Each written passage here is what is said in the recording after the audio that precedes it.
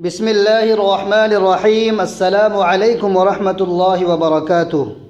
نماز اشراق پڑھنے کا طریقہ کیا ہے؟ نماز اشراق پڑھنے کی فضیلت کیا ہے؟ نماز اشراق میں کتنی رکعتیں پڑھی جاتی ہیں اور چاشت کی نماز کا وقت کب شروع ہوتا ہے؟ ان نمازوں کی فضیلت کیا ہے؟ یہ نمازیں کب شروع ہوتی ہے؟ یہ تمام باتیں آج کی اس ویڈیو میں آپ کو بتانے والا ہوں۔ امید ہے کہ اگر آپ یہ ویڈیو مکمل دیکھ لیں گے تو یہ تمام باتیں آپ آسانی سے سمجھ جائیں گے انشاءاللہ العزیز۔ اس لیے آپ سے گزارش ہے کہ ویڈیو کو بالکل بھی اسکپ نہ کریں۔ محترم ناظرین اکرام، کیا آپ جانتے ہیں کہ یہ خاص نماز ہے جو اللہ تبارک و تعالی کے دربار میں آپ کی فریاد کو شرف قبولیت بخش سکتی ہے؟ جی ہاں، صلاۃ الاشراق وہ عبادت ہے جو دعا کو بلندیوں تک پہنچاتی ہے۔ وہ وسیلہ ہے جو ناممکن کو ممکن بنا سکتا ہے۔ یہ ایک ایسی نماز ہے جو حاجت روائی، مشکلات کے حل اور مرادوں کی تکمیل کے لیے نبی کریم صلی اللہ علیہ وآلہ وسلم نے تلقین فرمائی۔ اس کی فضیلت کیا ہے؟ یہ کیسے پڑھی جاتی ہے اور کیسے یہ آپ کی زندگی بدل سکتی ہے؟ آئیے ان سوالات کے جوابات جاننے کے لیے آگے بڑھتے ہیں۔ کیا آپ نے کبھی سوچا ہے کہ آپ دنیا و آخرت میں ناکامی کا شکار کیوں ہو رہے ہیں؟ رزق میں تنگی، مشکلات کا طوفان، دعائیں بے اثر کیوں لگتی ہے؟ حقیقت یہ ہے کہ جب ہم اپنے خالق کے سامنے جھکنے سے کتراتے ہیں تو کامیابی کیسے مل سکتی ہے؟ نماز صرف ایک عبادت نہیں بلکہ مومن اور کافر کے درمیان حد فاصل ہے۔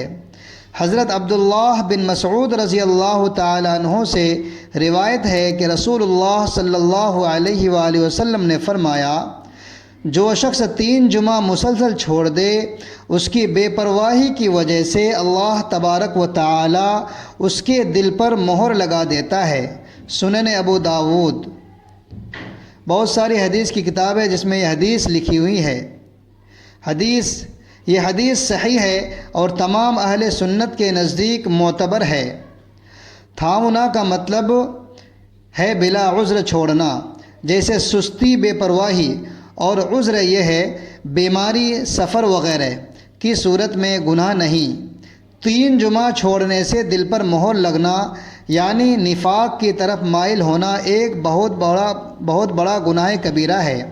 قرآن کریم میں براہ راست ذکر نہیں، لیکن جمعہ کی اہمیت سورۃ الجمعہ آیت نمبر 9 میں یا ایھا الذین آمنوا اذا نودی للصلاۃ من یوم الجمعۃ فاسعوا الی ذکر اللہ، اے ایمان والو، جب جمعہ کے دن نماز کے لیے اذان دی جائے تو اللہ تبارک و تعالیٰ کے ذکر کی طرف دوڑو۔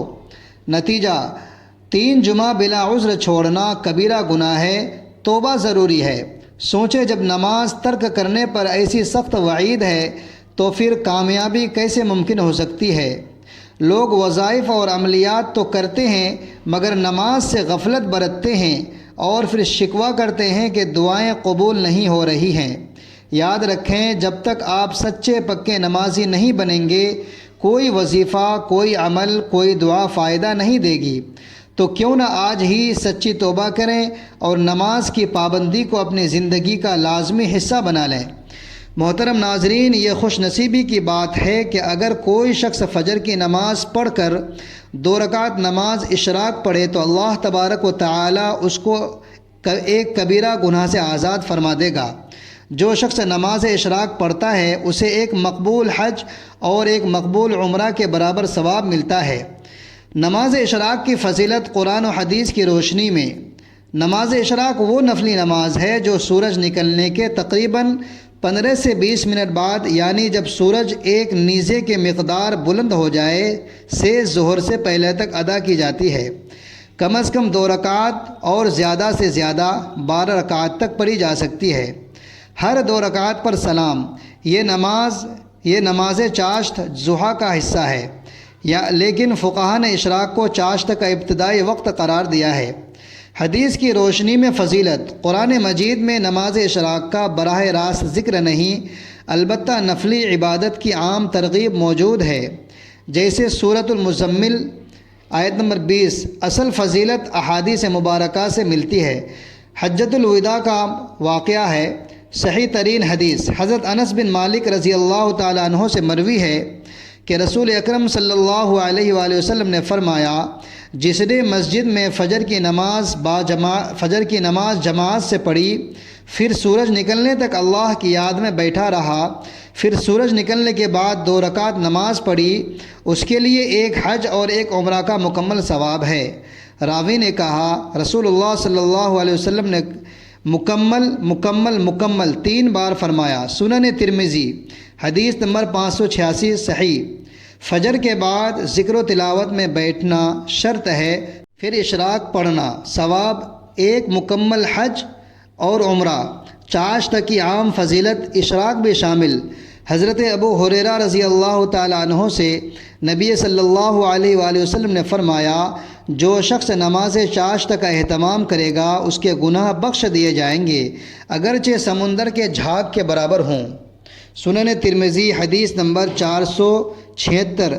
حضرت زید بن ارقم رضی اللہ تعالیٰ عنہ سے نماز چاشت پڑھنے والے پر صبح و شام 360 صدقات لازمی ہوتے ہیں، یعنی ہر جوڑ کی طرف سے اور ہر 2 رکعت چاشت ان کی طرف سے کافی ہے۔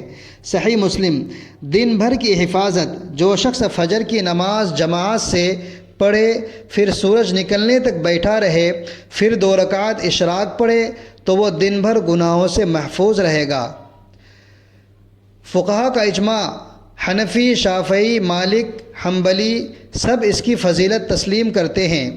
امام نووی، ابن قدامہ، علامہ شامی وغیرہ نے لکھا، اشراق کا ثواب حج و عمرہ سے کم نہیں، بشرطے کہ فجر کے بعد تلاوت ذکر ہو۔ اگر فجر کے بعد سو جائیں یا گپ شپ کریں تو اشراق کا مکمل ثواب نہیں ملے گا۔ بہتر ہے کہ فجر کے بعد قرآن ذکر کریں، پھر اشراق پڑھیں۔ اللہ تبارک و تعالی ہمیں توفیق دے، آمین۔ اس لیے ہمیں اس نماز کی پابندی کرنی چاہیے، چونکہ وہ لوگ جو نماز اشراق پڑھتے ہیں وہ بہت خوش قسمت ہیں۔ اس کی سنت بخاری کی وجہ سے خداوند قدوس ہر روز ایک مقبول حج اور ایک مقبول عمرہ کے برابر اجر عطا فرماتے ہیں۔ یہ نماز شروع ہوتی ہے طلوع آفتاب کے بعد، یعنی طلوع آفتاب کے 20 منٹ بعد نماز اشراق کا وقت شروع ہو جاتا ہے۔ آپ اس وقت نماز اشراق پڑھ سکتے ہیں، یعنی فجر کی نماز ادا کرنے کے بعد آپ اسی جگہ بیٹھے رہیں اور ذکر و اذکار کرتے رہیں، اور اس کے بعد جب سورج نکلے تو آپ نماز اشراق اور بعد کی نمازیں پڑھ سکتے ہیں۔ اشراق کی نماز مستحب نفلی نماز ہے جو طلوع آفتاب کے تقریباً 20 منٹ بعد پڑھی جاتی ہے۔ محترم ناظرین، اب آپ کو بتاتے ہیں کہ اس کو پڑھنے کا کیا طریقہ ہے۔ تو ہم آپ کو بالکل آسان لفظوں میں بتائیں گے کہ سب سے پہلے آپ نیت کریں گے۔ نیت اصل میں دل کا پختہ ارادہ ہے، زبان سے نیت کرنا یہ مستحب ہے۔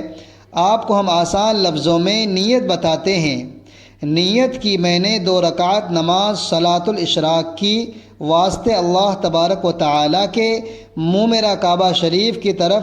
یہی نیت اگر دل کے اندر کرنا چاہیں اور زیادہ بہتر ہے تو اور زیادہ بہتر ہے، لیکن اگر زبان سے یہ الفاظ ادا کرنا چاہیں تو یہ مستحب ہے۔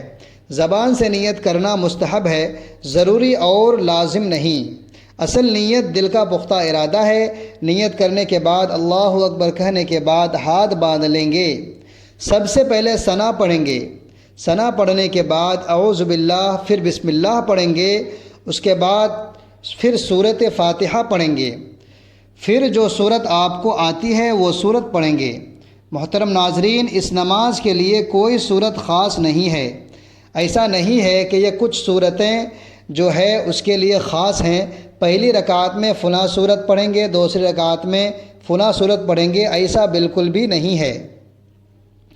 یعنی نماز کے لیے کوئی صورت خاص نہیں ہے۔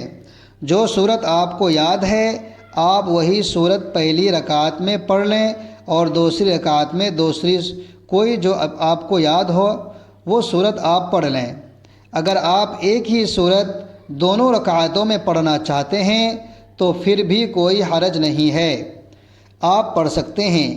نماز آپ کی بالکل درست ہوگی، یعنی دونوں رکعتوں میں آپ نے سورہ اخلاص پڑھ لی، آپ کو کوئی اور صورت نہیں آتی تو پھر بھی آپ کی نماز درست ہوگی، آپ کی نماز ہو جائے گی۔